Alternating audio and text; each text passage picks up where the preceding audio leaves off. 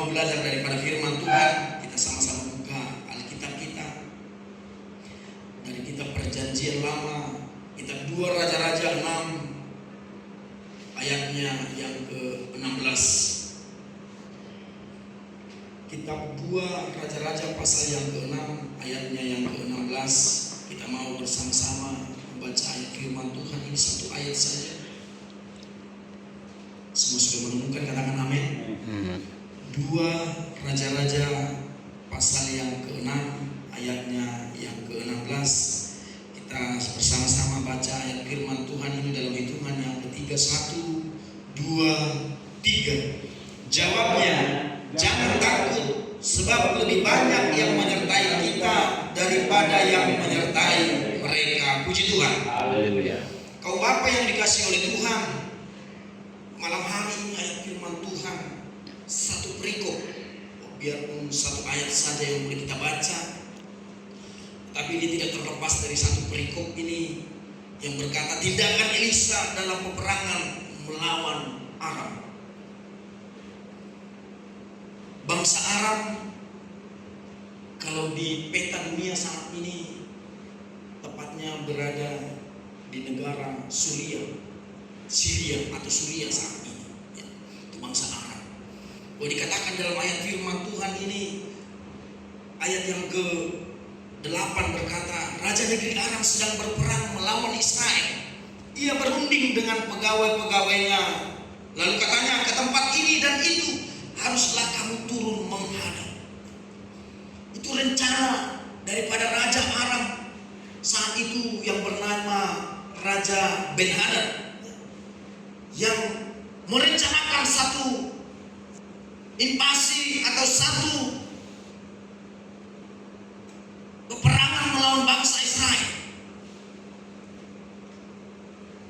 Tetapi ayat firman Tuhan ini berkata, apapun yang direncanakan oleh Raja Ben-Hadad, raja bangsa Aram pada saat itu, semua itu sampai kepada telinga ataupun kepada Nabi Elisa,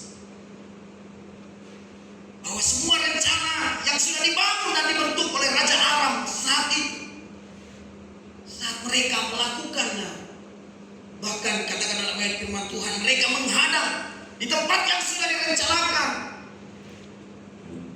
Tetapi Nabi Elisa berkata kepada Raja bangsa Israel, bangsa Aram akan menghadap di sana dan cari alternatif lain. Kurang lebih seperti itu perkataan Nabi Elisa. Bahkan katakan dalam ayat firman Tuhan ini, bukan cuma sekali dua kali, ya, tetapi beberapa kali rencana ataupun taktik yang sudah dirancang oleh Raja Ben-Hadad itu selalu gagal. Oleh karena Elisa mengetahui setiap rencana itu. Dalam pemikiran sebagai manusia, kita berpikir, dari mana Nabi Elisa boleh mengetahui setiap rencana yang sudah disusun dengan rapi, dengan strategi perang mungkin yang mereka boleh miliki saat itu. Tetapi itu semua digagalkan karena Nabi Elisa selalu mengetahui setiap rencana itu dan menggagalkannya. Dia berkata kepada Raja bangsa Israel pada saat itu, bahwa di setiap rencana itu, dan itu membuat Raja Ben-Hadad, raja bangsa Aram saat itu murka, dan dia mengumpulkan semua pegawai-pegawai istana, bahwa di dalam hatinya, kenapa setiap rencana yang dia boleh lakukan, yang dia sudah rencanakan selalu gagal. Kurang lebih dengan bahasa pemikiran manusia saat ini, ada pengkhianat. Kurang lebih pemikirannya seperti itu, Bapak Bapak. Jadi mengumpulkan semua, bahkan mengancam mereka akan membunuh. Tetapi salah seorang dari penasehat berkata bahwa tidak ada yang membocorkan semua rencana itu kepada bangsa Israel. Tapi dia berkata, Nabi Elisa lah yang mengetahui setiap apa yang kamu rencanakan, wahai rajaku, di tempat tidurmu sekalipun. Dia berkata, ada wahyu yang diterima oleh Nabi Elisa di setiap rencana kejahatan invasi atau peperangan yang sudah dirancang oleh Raja Ben-Hadad kepada bangsa Israel pada saat itu.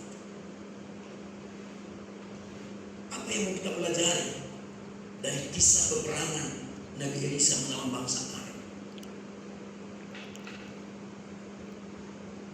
Bahwa saat itu Raja Ben-Hadad sangat marah dan sangat murka setelah mengetahui bahwa Elisa lah biang kerok semua rencananya menjadi gagal. Dia mengutus mata-mata, dia mengutus orang-orang terbaik untuk mengetahui di mana Nabi Elisa berada. Dia akan menangkap. Dia berencana akan menangkap Nabi Elisa. Bahwa saat itu Nabi Elisa berada di kota kecil, kota Dotan, ya. Dan raja bangsa Aram saat itu merencanakan akan melakukan invasi ataupun mereka akan menangkap Nabi Elisa di sana. Karena mereka mengetahui itu satu kota yang kecil, tidak mungkin ada tentara-tentara Israel di sana. Maka mereka akan lebih leluasa untuk menangkap Nabi Elisa. Ya, kurang lebih Raja Ben-Hadad mengutus 500 pasukan berkuda, semua pasukan lengkap dikirim ke sana. Dan sudah direncanakan. Dan saat tentara bangsa Aram datang ke kota Dotan, mereka datang di malam hari, Bapak yang sudah Tuhan. Mereka mengelilingi kota Dotan. Mereka mengelilingi bahwa mereka merencanakan saat fajar datang nanti mereka akan masuk ke dalam kota itu dan menangkap Nabi Elisa. Ya, dan dikatakan di dalam ayat firman Tuhan dalam ayatnya yang ke-14, maka dikirimnyalah ke sana kuda serta kereta dan tentara besar, sampailah mereka pada waktu malam lalu mengepung kota itu. Ya, mereka sudah mengepung kota itu. Secara hitung-hitungan perang pastinya akan dengan mudah pasukan bangsa Aram akan menangkap Nabi Elisa. Dan dalam ayatnya yang ke-15 dikatakan, ketika pelayan abadi Allah bangun, abdi Allah bangun pagi-pagi. Ini pelayan Nabi Elisa yang bernama Gehazi. Ya, itu pelayan Nabi Elisa. Dia yang pertama bangun. Maka tampaklah suatu tentara dengan kuda dan kereta ada di sekeliling kota itu. Lalu berkatalah bujangnya itu kepadanya, celaka tuanku, apakah yang akan kita perbuat? Ya, Gehazi melihat saat dia bangun bahwa kota itu sudah dikelilingi dengan pasukan bangsa Arab. Dengan ketakutan yang dia miliki, dia berkata, apa yang harus kita lakukan? Apa yang harus kita perbuat? Tetapi dalam ayatnya yang ke-16, Nabi Elisa berkata, jawabnya, jangan takut, sebab lebih banyak yang menyertai kita daripada yang menyertai mereka. Puji Tuhan. Bahwa tak kasat mata kau Bapa yang sebagai Tuhan. Bahkan Gehazi tidak dapat melihat, tentara-tentara bangsa Aram tidak dapat melihat bahwa saat tentara bangsa Aram mengelilingi kota itu, dan ada tentara surgawi juga yang memakai kereta api, mereka mengelilingi bangsa Aram dan mengelilingi kota itu. Tetapi semua orang tidak dapat melihat, Nabi Elisa dapat melihat. Itulah makanya Nabi Elisa berkata, lebih banyak yang menyertai kita, lebih banyak. Bahwa terkadang kau Bapak yang sudah Tuhan, seperti Gehazi, ya, saat dengan rasa takutnya dia melihat bahwa bangsa Aram sudah datang untuk mengepung mereka, akan menangkap mereka, bahwa di dalam pikirannya Hamatiyat nama. Ya, tidak terkadang juga dalam kehidupan kita, saat ada kesukaran, kesulitan yang mungkin ada menghalang setiap hidup kita, tidak ubahnya seperti Gehazi kau Bapak yang sudah Tuhan. Kita tidak dapat melihat begitu besar pertolongan Tuhan di dalam setiap kehidupan kita karena setitik kesukaran yang boleh kita hadapi. Demikianlah Gehazi, dia tidak dapat melihat. Tetapi Nabi Elisa berdoa kepada Tuhan, bukalah matanya Tuhan. Dan setelah dibuka dia melihat, dan dia Markus Niloham Torok Dohabe tentara surgawi. Haleluya. Demikian juga kita saat kita menghadapi setiap kesukaran, Bapak Saudara Tuhan, mari kita berdoa kepada Tuhan. Bahwa di balik semua kesukaran kesulitan yang kita hadapi, ada rencana yang besar yang boleh Tuhan tunjukkan bagi setiap kita. Haleluya. Inilah yang dihadapi oleh Nabi Elisa. Dia tenang. Bahkan Gehazi melihat sosok Nabi Elisa. Mungkin dalam bahasa saat ini, dengan lebih banyak masuk menon. Hamatian nama naro. Ada mau dibetenan. Dan dikatakan saat bangsa itu mengepung dan berkali-kali kepada Tuhan, Nabi Elisa berdoa kepada Allah untuk membutakan mata semua tentara bangsa Aram yang datang pada saat itu. Mereka tidak dapat mungkin melihat, tetapi pandangannya tidak jelas.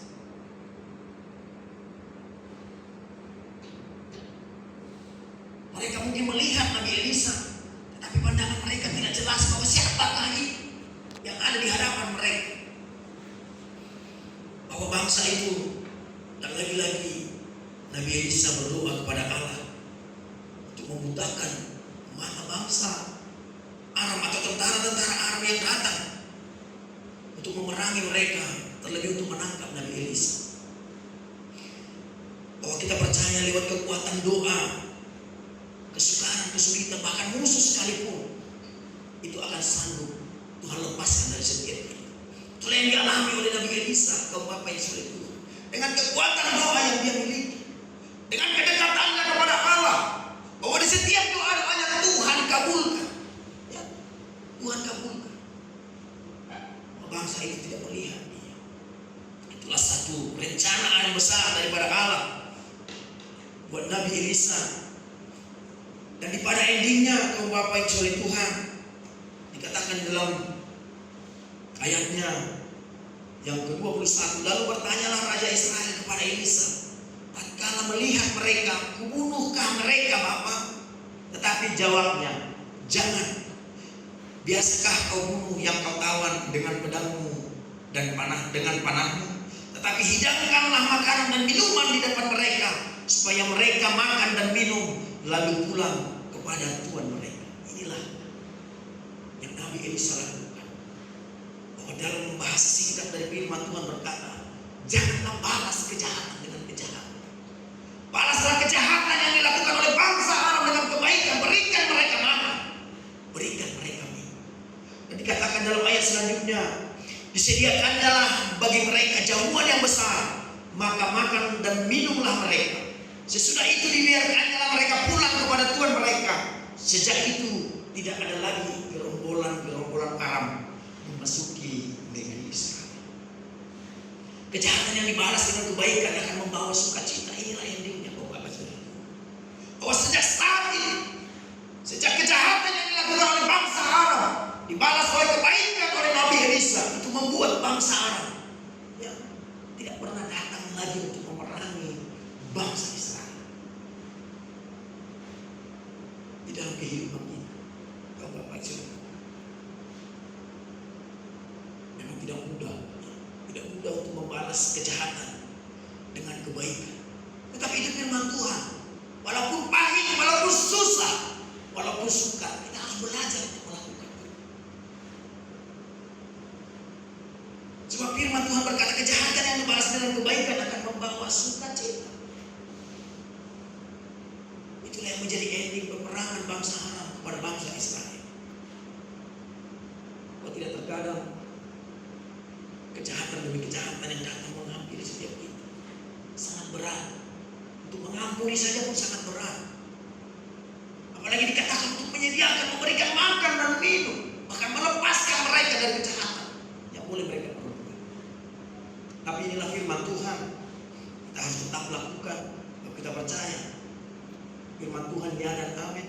Dan firman Tuhan yang menjadi kekuatan bagi setiap kita. Seberapa sukar dan sulit pun secara manusia, firman Tuhan kita kerjakan. Tetapi oleh karena Tuhan, oleh karena kuasa dan kekuatan yang boleh kita terima daripada Tuhan, kita akan diberikan kemampuan melakukan setiap firman. Malam hari firman Tuhan ini datang kepada kita, mengajari setiap kita. Yang pertama, tak kalah saat kesusahan, kesukaran itu datang kepada setiap kita, akan sulit melihat kasih karunia yang sudah Tuhan lakukan bagi setiap kita. Bahwa terkadang kita menampilkan apa yang sudah Tuhan kerjakan oleh karena setiap pergumulan hidup yang sedang kita hadapi. Tapi lewat firman Tuhan ini mari kita belajar. Apapun kesukaran, kesulitan yang boleh kita hadapi, boleh kita miliki, kita percaya kuasa Tuhan lebih besar dari semua kesukaran, kesulitan yang boleh kita alami. Haleluya. Demikian firman Tuhan malam hari ini. Sedikit firman Tuhan, biarlah ini menjadi rema bagi kita, jadi kekuatan bagi kita. Kita boleh menjalani hari-hari kita berjalan bersama dengan Tuhan. Haleluya. Mari kita tutup Alkitab.